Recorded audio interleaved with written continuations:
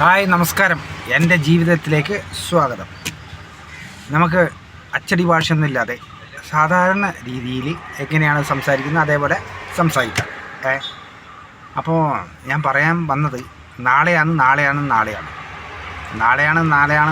എന്ന് ലോട്ടറി ഇങ്ങനെ അനൗൺസ്മെൻറ്റ് ചെയ്യില്ലേ, നാളെയാണ് അങ്ങനെ പറഞ്ഞ് നാളെ ഇത് എത്തി. ഇതാ നാളെയാണ് ലോകമെമ്പാടുമുള്ള തിയേറ്ററുകളിൽ എമ്പുരാൻ റിലീസ് ചെയ്തു. ഞാൻ പറയും എന്താണ് എമ്പുരാൻ? കാണുന്ന കൂട്ടർക്ക് മനസ്സിലാവും എമ്പുരാൻ എന്താണ്. സിനിമയാണ്, മലയാള സിനിമ, ഇന്ത്യൻ സിനിമ എന്ന് വേണമെങ്കിൽ പറയാമെന്നല്ല, ഇന്ത്യൻ സിനിമയാണ്. അപ്പോൾ ആ ഇന്ത്യൻ സിനിമ നമ്മുടെ പ്രിയപ്പെട്ട മോഹൻലാലിൻ്റെ സിനിമയാണ്.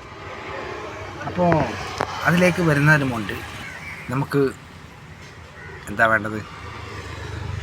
ഇതുവരെയുള്ള അഭിപ്രായ സർവേ എടുത്ത് നോക്കിക്കഴിഞ്ഞാൽ എല്ലാ റെക്കോർഡുകളും തകർത്ത് തരിപ്പണമാക്കിയിട്ടുണ്ട് എമ്പുരാൻ. എത്ര കോടികൾ ലാഭം വന്നിട്ടുണ്ട്. ലാഭമൊന്നുമില്ല, ടിക്കറ്റ് വിറ്റതിൽ എത്രയോ കോടികൾ കിട്ടി. ഇനി നാളെ റിലീസാവുമ്പോൾ എന്താവും അവസ്ഥ? സൂപ്പർ മെഗായിട്ട് പടം. അതുകൂടാതെ ഈ സിനിമയിൽ സസ്പെൻസ് ഉണ്ട്, ഒരു നിഴലുണ്ട്, ബാക്ക് ആരാണെന്ന്. മിക്കവാറും എനിക്ക് തോന്നുന്നത് ഒന്ന് മമ്മൂട്ടി അല്ലെങ്കിൽ അമീർ ഖാൻ. ഇതിൽ രണ്ടിലായിരിക്കും, ആരെങ്കിലും ഒരാളായിരിക്കും എന്നാണ് തോന്നുന്നത്. അതും അല്ലെങ്കിൽ വേറെ ആരെങ്കിലും എന്നാണ് എനിക്ക് തോന്നുന്നത്.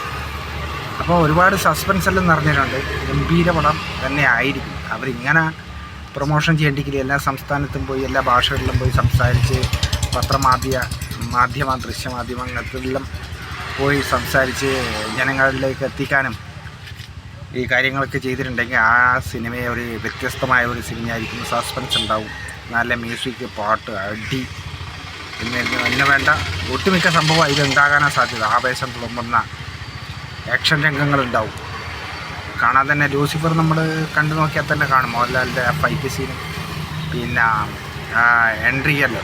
അപ്പോൾ ഇതിൻ്റെ അത് ഒരുപാട് എൻട്രി വരുന്നുണ്ട്. കാണാനെല്ലാം ഭയങ്കര ആവേശം തന്നെയായിരിക്കും. നാളെ രാവിലെ 6 മണി മുതൽ തുടങ്ങുമെന്നാണ് പറയുന്നത്.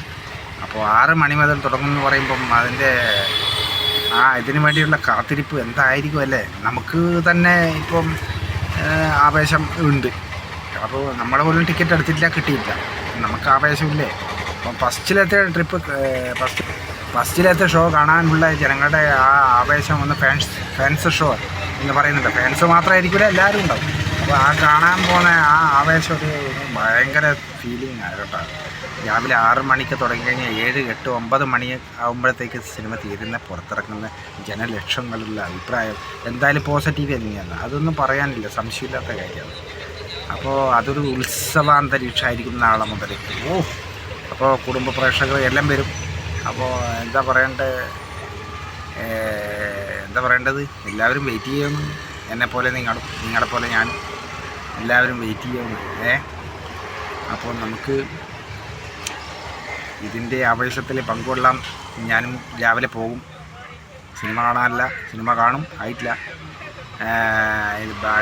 ജനങ്ങളുടെ അഭിപ്രായം അറിയാൻ വേണ്ടിയിട്ട് എന്തായാലും പോസിറ്റീവ് തന്നെയാണ്, അത് സംശയമില്ലാത്ത കാര്യമാണ്.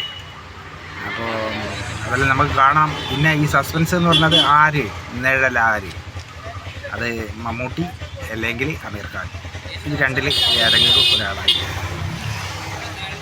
അപ്പോൾ മോഹൻലാലിൻ്റെ ഒപ്പം ഇതര ഭാഗത്ത് നിൽക്കുന്ന വില്ലൻ ഇവർ രണ്ടിൽ ആരെങ്കിലും ഒരാളായിരിക്കാനാണ് സാധ്യത.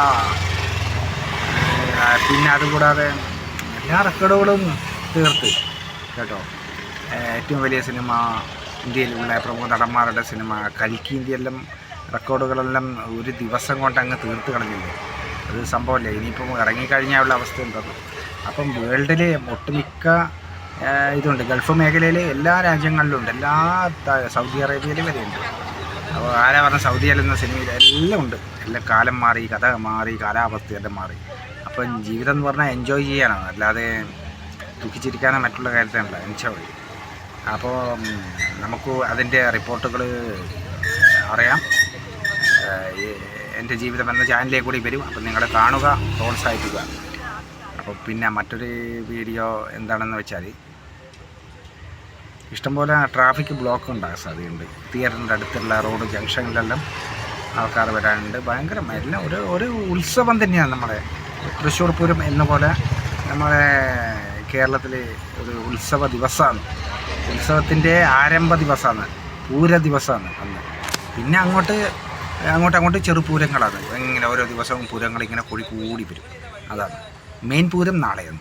ആ പൂരം കഴിഞ്ഞാൽ പിന്നെ മറ്റുള്ള ദിവസങ്ങളിൽ ഓരോ പൂരങ്ങളായിട്ട് വരുമല്ലോ. തൃശ്ശൂർ പൂരത്തിന് അങ്ങനെ.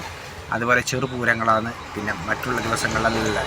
അപ്പം ഒന്ന് പറയാൻ സംശയിക്കേണ്ട, പടം മെഗാ ഹിറ്റാണ്. പാൻ ഇന്ത്യൻ സിനിമയാണ്. ഒരുപാട് അവാർഡുകൾ വാരിക്കൂട്ടാൻ സാധ്യതയുണ്ട് ഇതിൽ. അപ്പം ഇതിൽ അഭിനയിച്ച എല്ലാവർക്കും അഭിനന്ദനങ്ങൾ. പ്രത്യേകിച്ച് മോഹൻലാൽ എന്ന അതുല്യ പ്രതിഭയ്ക്ക് അയാളുടെ നിർമ്മാണം എല്ലാം കൊണ്ടും ഒരു മികച്ച സംവിധായകൻ, തിരക്കഥാകൃത്ത്, എല്ലാവർക്കും അഭിനന്ദനങ്ങൾ. കൂടുതൽ എല്ലാ പ്രേക്ഷകർക്കും അതിന് സപ്പോർട്ട് കൊടുക്കുക. ഇനിയും ഇതുപോലെയുള്ള നല്ല നല്ല സിനിമകൾ വരാൻ സാധിക്കുമാറാകട്ടെ.